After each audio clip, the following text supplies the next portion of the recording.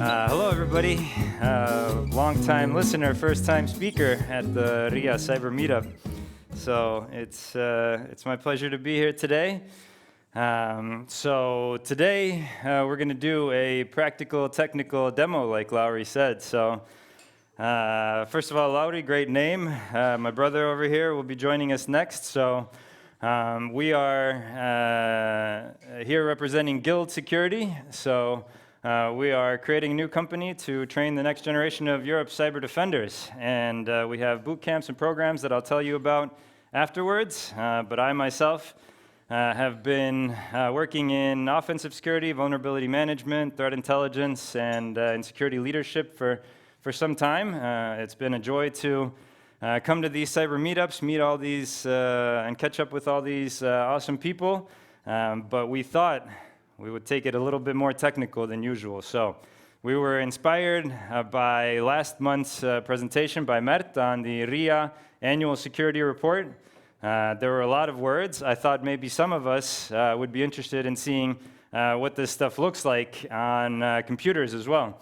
So we were taking some of the tactics from the same report that you have in front of you, and we're going to bring them to life here as we go.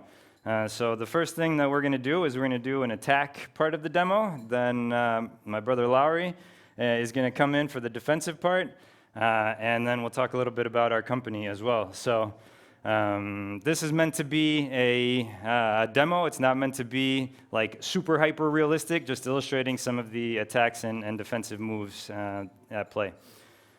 So we were going to do a live demo as we were preparing it, realized that would take the whole hour, so we got videos for you all. Okay, so let's get started. So here we are taking a look at the RIA annual report. We see the vulnerability of the year, React for Shell, major web application vulnerability.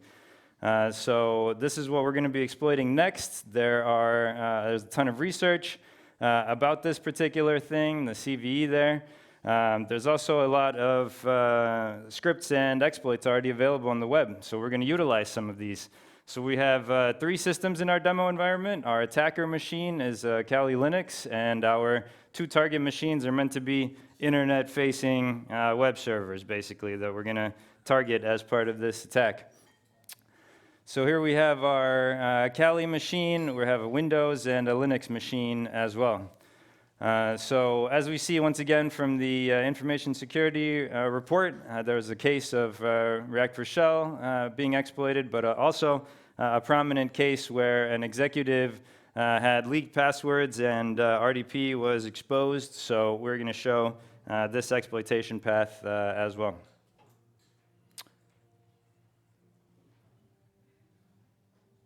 Right, so we're on our attacker host here. These 2 are our Windows server and our Linux server at the 209 and 139 addresses. So here we are, we're looking at the Windows server. Previously we were looking at our attack server. This is our vic.tim user, and this is our Linux server that's going to be hosting the web application at the 139 address. Okay, so let's get started. We have these leaked passwords, pretend leaked passwords, and we're going to set up some ransomware. We're going to show you some exploits and an RDP attack as well. So you can easily collect exploits for this vulnerability from various GitHub repos. We've gone ahead and done that. Those are the green things you see down at the bottom there. Here we have our ransomware command and control server ready to receive our stolen files and provide the recovery key that we'll use later. And here's basically our simulated malware portal called Tony, an offensive security tool. So what we're going to do next, and what you'll see here, is essentially we're going to scan our target systems. We can see that the RDP, remote desktop, is listening on 3389 there, and also that there was an interesting web application on port 3001. Next thing we're going to do is do a password attack, try to target this Windows server's remote desktop, see if we can get access to it. So we have the executive's name and the leaked password, but this is going to fail because we don't have the correct username here. So we're doing a brute force attack, trying a bunch of these leaked passwords, and it has failed. So we need to do some more recon. We need to try a little harder. What we're going to do next is we're going to explore this web application and this React to Shell vulnerability. So Looking further back up in our scans, we can see that there's a web server. This is the Windows server, but next we'll see web server listening on port 3001. We see an interesting response, HTTP response, saying that there's a next framework at play. So this is one of the two things that the the React to Shell vulnerability affected. So here we have our fake web application, totally not a real secure bank. If we take a look at the source, we can also confirm that it's running the Next framework. So Next and React were the two things that were relevant to the React to Shell vulnerability. So using some of our scans that we've downloaded from the internet, we can start to confirm that this web server is vulnerable to this, and using a nuclei scanner tool also, we can see that indeed this web server is vulnerable to this critical vulnerability. So next we're going to, sorry it doesn't show it on the screen, but we're going to use an exploit. First we're going to navigate to the right directory. Sorry, I'm not perfect. Now we're going to use an exploit to hack the machine, and we've done it. So we've hacked the Linux machine. We can see that we're root. We're checking where we are. We have gotten code execution on this Linux machine now. So you can see that's the server we're attacking. It's on the same IP address. So now that's a different system than ours, but we've gotten onto it. We've hacked it, right? So now we're going to take a look at some of the users on this device. We're going to find the vic.tim user on this one. And now that's going to help us with our brute force attack against the Windows server. So now that we have the correct username and we use our leaked passwords, if the screen was showing you right, we see pwned on the bottom. Our tool has confirmed that we have a correct username and password combination. So next we're going to target this Windows server. We're going to use the remote desktop connection tool with the correct passwords that we've discovered and log on to the server. So here we are on the Windows server. We've hacked another one, right? So we are now the vic.tim user. Now let's go expand our access. So we're going to deploy some malware on this thing. So we're going to use our existing access to run another tool called Tony on this thing. So that we can have two different forms of access to this particular machine. So we have PowerShell, remote desktop access, as well as basically our malware deployed on that particular machine. So we can see that we can now run commands from our malware, simulated malware, offensive security tool console as well. So now we have really pwned this thing.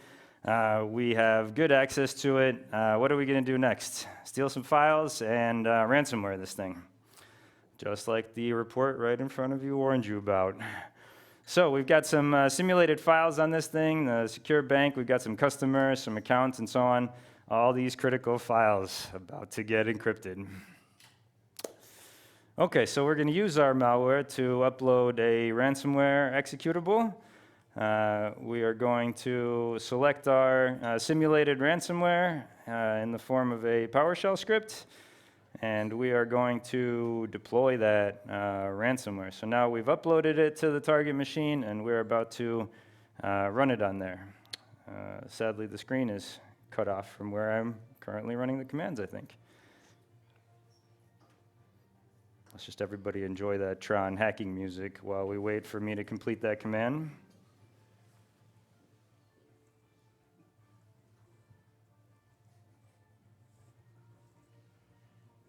It's happening, I promise. The ransomware, it's about to start. I believe it. I'm very confident. Anytime now. The files, they're about to get encrypted. Bam, that's the command. Let's do this thing. Okay.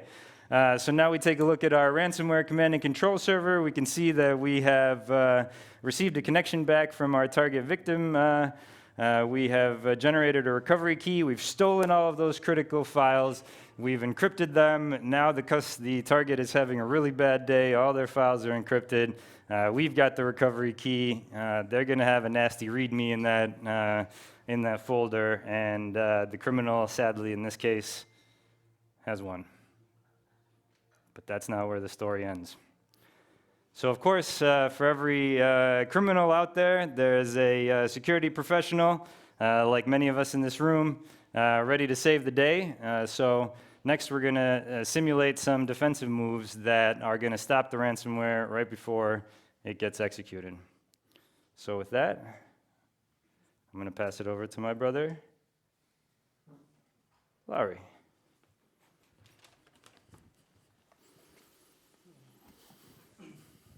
Good evening.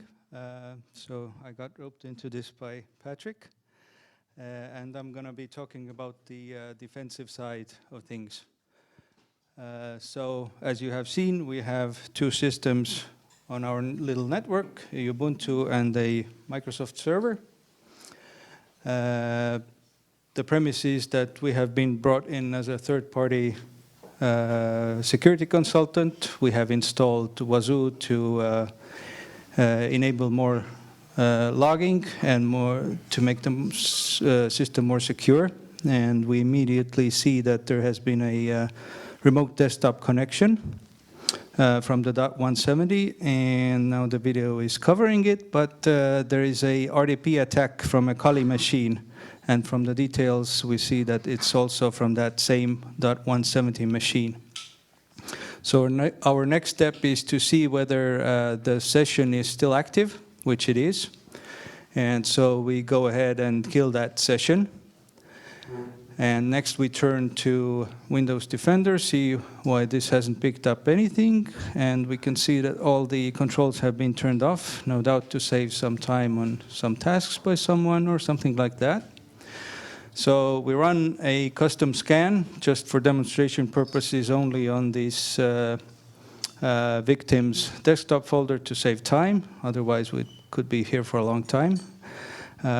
We see that we have found a threat. And we let Defender do its thing. And while doing that, we also check out the location where the malware was found.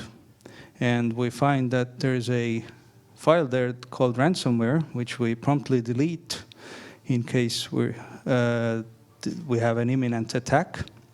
And it's always good to change, provide a new and improved password for the user as one of the measures. We also turn off RDP for the time being until we can make our system secure again.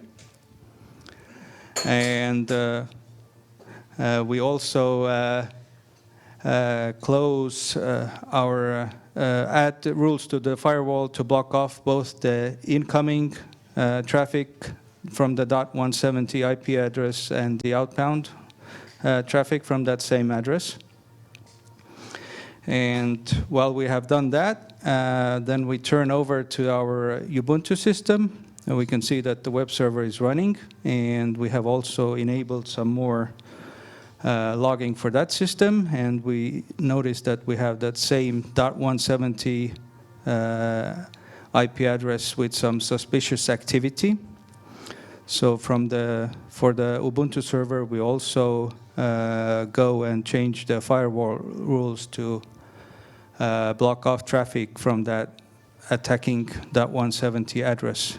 And our next step is to update the software for both Next and React to the latest versions, which are not susceptible to the React-to-Shell vulnerability.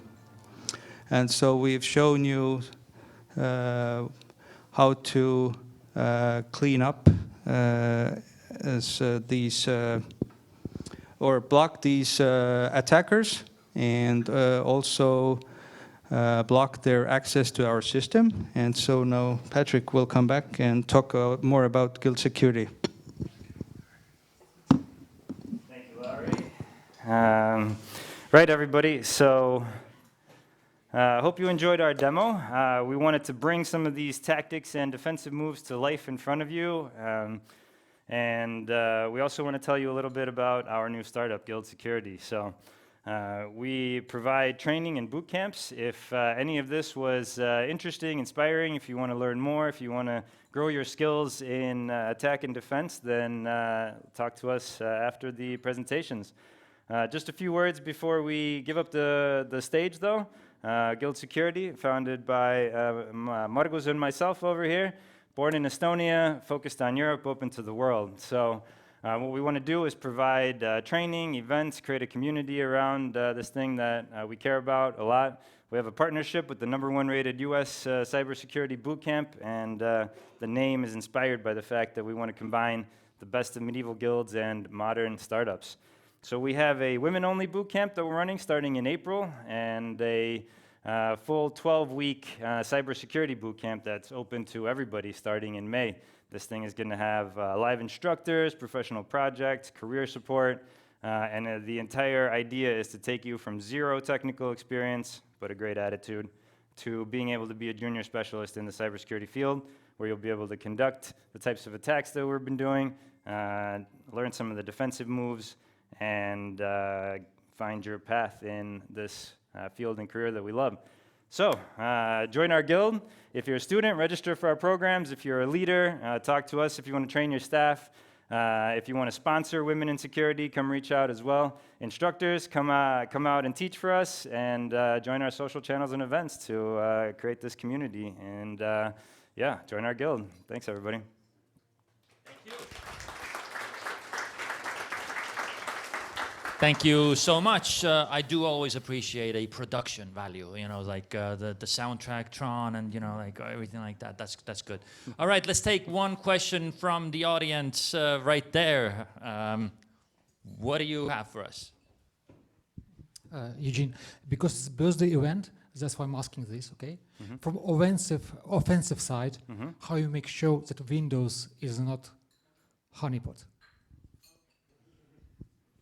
Well, technically, it was a honeypot. Yeah. In a real world scenario, I mean, how do you make sure that the Windows server is not a honeypot? Gain deep access, do your recon, try to identify, you know, whether it's potentially too good to be true. The way that you do that is essentially recon in the system after exploitation, right? So if you manage to gain system access, gain access to the full thing, right? Check out its network connections, check out its activity, check out what security technology is on it, check out what files are there, and you know, do your recon basically. Mm-hmm. Well, eventually, honeypots are designed not to show that they're honeypots, but you know, like you know, you're eventually going to hit some anyways if mm-hmm. you're doing offensive things. But great. All right, you guys are going to stick around here later on. Mm-hmm. If you have questions for these guys, come and see them and talk to them afterwards. We're going to continue. Give another round of applause to Patrik and Lauri, please.